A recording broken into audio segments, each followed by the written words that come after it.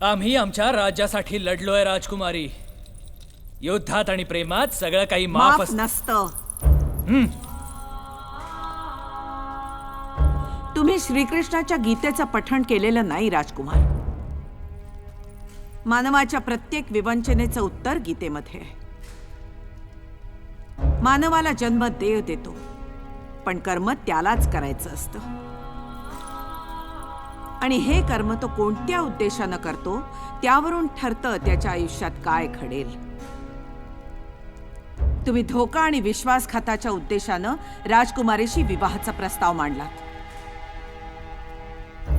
हा उद्देशच भयावह होता आणि त्याची परतफेड तुम्हाला आणि आम्हाला कित्येक जन्म करावी लागेल. आम्हाला काय भोगावं लागेल ते आम्ही भोगू, पण तुम्हाला का? तुम्ही तर धोका नाही दिला कोणाला.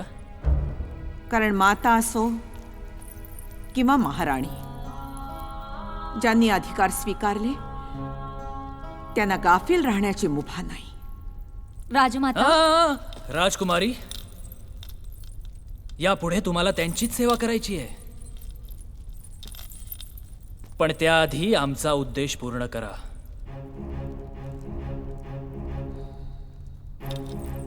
आम्ही तुम्हाला धोका दिला, अविश्वासाची खेळी केली, कारण आम्हाला अवधपुरीचा खजिना जिंकायचा होता. आता आम्ही अवधपुरी जिंकली. दाखवा आमचा खजिना. चला.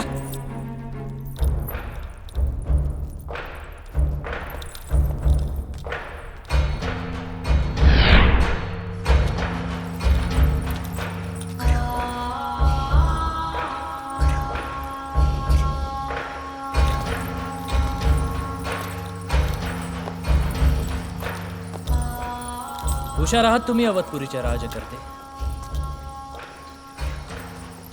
या इथे लपवलाय खजिना. राजकुमारी, हा एक खजिनाच आहे. खरं तर तुमच्याशी असं वागण्याआधी एक क्षण मला वाटलंही होतं की तुम्हाला धोका देणं योग्य नाही. आत्मिका,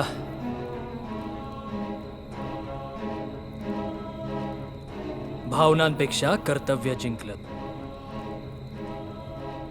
चला.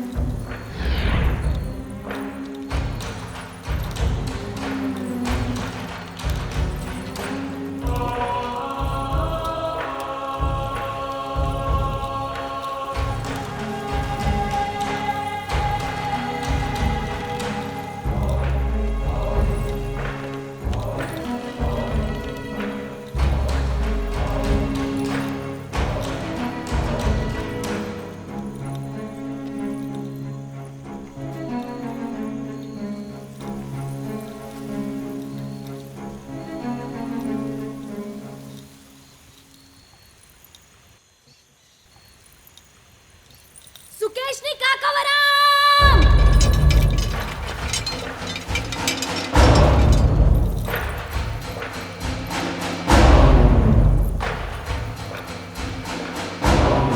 राजकुमारी आत्मिकेचा विजय असो. राजकुमारी आत्मिकेचा विजय असो. राजकुमारी आत्मिकेचा विजय असो. इथे तुमचे सैनिक नाहीयेत, आमची सेना आहे. रणवीर, तुम्ही नेहमी खोटं बोलत आलात, वागत आलात, त्यामुळे तुम्हाला हे खरं वाटणार नाही, पण हे सत्य आहे. आमच्या अवधपुरीमध्ये तुम्ही समजताय तसा खजिना नाहीये. ही आमच्या राज्याला आत्मबळ देण्यासाठी महाराणींनी सुचवलेली एक खेळी होती. महाराजांच्या निधनानंतर अवधपुरीकडे ना सैन्य ना धन. अशा वेळी राज्याची जनता दुरावत चाललेली. तेव्हाच आमच्या मातोश्री या राज्याच्या राजमाता झाल्या. जनतेचे आणि सेनेचे मनोबल वाढवण्यासाठी त्यांनी खजिना गवसल्याची खोटी बातमी पसरवली.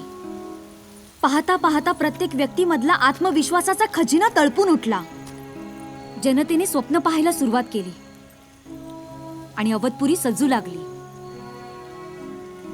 राजमातेने जनतेला स्वबळावर घडायला शिकवले.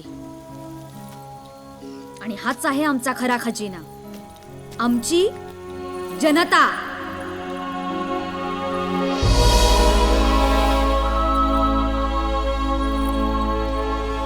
फसवलंय तुम्ही. हे तुम्ही तरी म्हणू शकत नाही. आपल्या विवाहाच्या बोलण्यात खजिना देण्याचं बोलणं झालं नव्हतं राजकुमार. आम्ही तुम्हाला कधीच धोका दिला नाही, पण तुम्ही मात्र.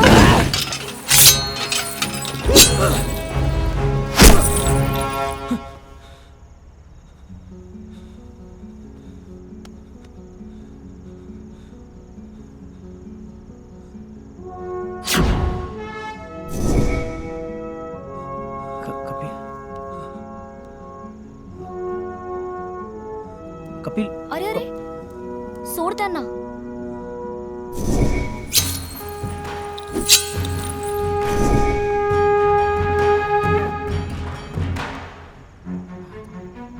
अरे कटर लागली नाही तुला.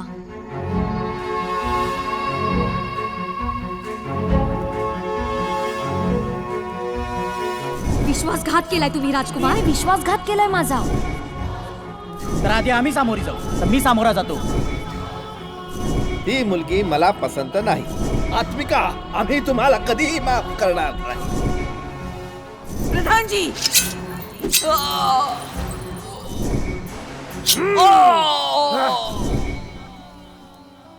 आणि तो दरबारात आला. शत्रू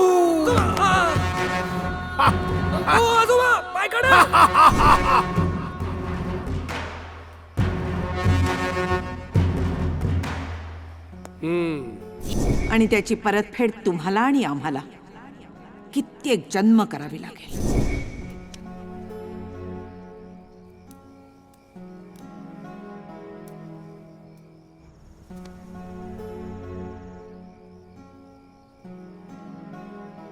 आजोबा, वेडे तुम्ही नाही हो. वेडे आम्ही आहोत. आपण किती सहज म्हणतो ना की माझ्याच बाबतीत असं का. मी तर सगळ्यांशी चांगला वागतो. मग सगळे माझ्याशी असं का वागतात. पण आपल्या बाबतीत जे घडतं ते आपल्याच कर्मामुळे. हो ना. मोठा राजवाडा होता. राजकुमारी होती. फसवणूक, विश्वासघात.